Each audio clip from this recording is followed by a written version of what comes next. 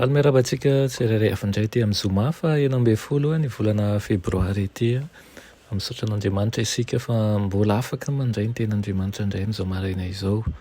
Alohan'ny hidirantsika ny amin'ny mofinainan'io dia hivavaka isika.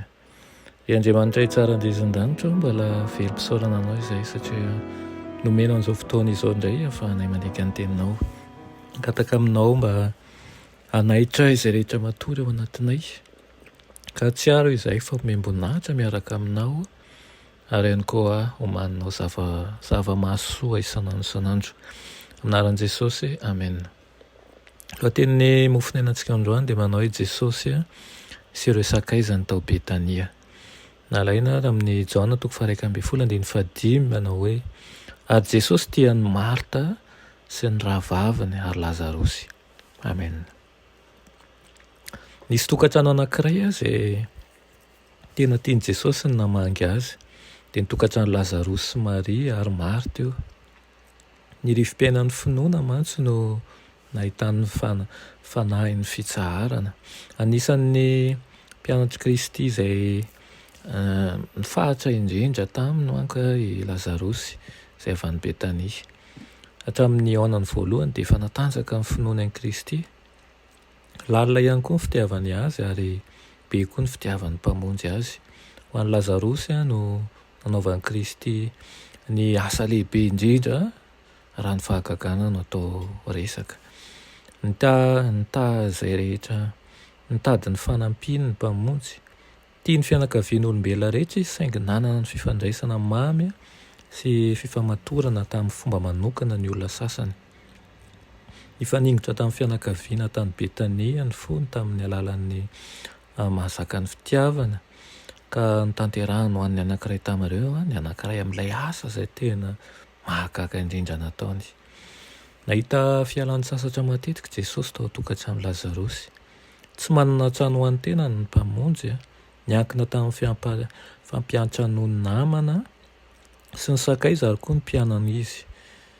Matetika rehefa sasatra izy na mangetaheta ny firaisapon'ny olombelona dia nahafaly azy ny nandositra ao amin'izany tokantrano izany izay feno fiadanana. Lavitra ny fiahiahina sy ny fialonan'ny fariseo izay feno hatezerana. Tao izy nahita fandraisana tsara tamin'ny fo madio sy fisakaizana madio sy masina. Tao izy no afaka niteny tamin'ny fahatsorana sy tamin'ny fahalalana tanteraka. Fantany fa ho azo ny teniny sady ho tehirizina tahaka ny zava-tsarobidy mihitsy azy. Nakasitrahan'ny mpamonjintsika ny tokantrano izay feno fiadanana sy feno mpiaino izay tena liana. Ny riny mafy, ny fahalemem-panahin'ny olombelona, ny fanajany, ny fitiavany izay mandray ny toromarika ny lanitra izay mahavonina azy mandrakariva ny zaran'izany dia mahazo fitahiana be dia be tokoa. Votsa nefa ny vahoaka ny aino azy, vitsy anisa ihany koa izy ireo. Dia tao amin'ny tokantrano tao Betania Kristy nahita fialan'ny sasatra tamin'ny ady izay mandreraka natrehany teo amin'ny fiainana teo anivon'ny vahoaka. Tao no nanokafa ny bokin'ny fitondran'Andriamanitra teo amin'ny mpiaino mahay mankasitraka ary nandritra an'ireo resaka manokana nataon'ireo dia novelariny teo amin'ny mpiaino azy izay tsy nandramany nolazaina tamin'ny vahoaka marobe izay nifangaro. Tsy nilainy mihitsy ary ny niteny tamin'ny sakaizany tamin'ny alalan'ny fanoharana fa dia nomeny ny fofeny fitiavana ary nankasitraka mandrakariva ry zareo tao Betania. Ny riana dia ho tokantrano tahaka ny tokantranon'ny Marta sy Maria ary Lazarosy ny tokantranontsika.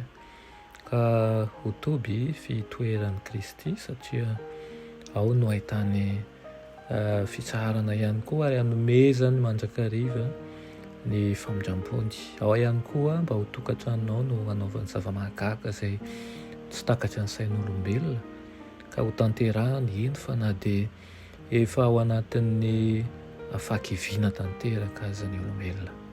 Dia mirary ny soa anao indrindra amin'ity tontolo andro ity. Mivavaka isika.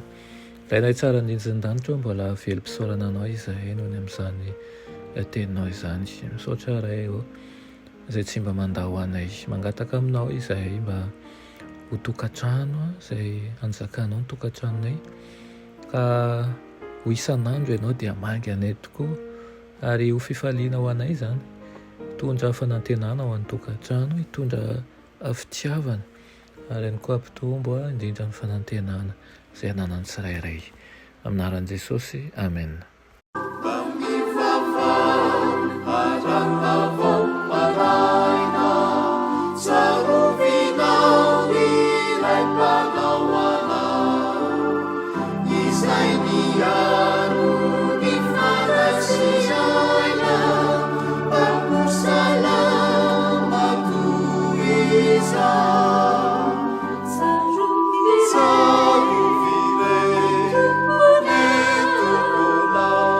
Piano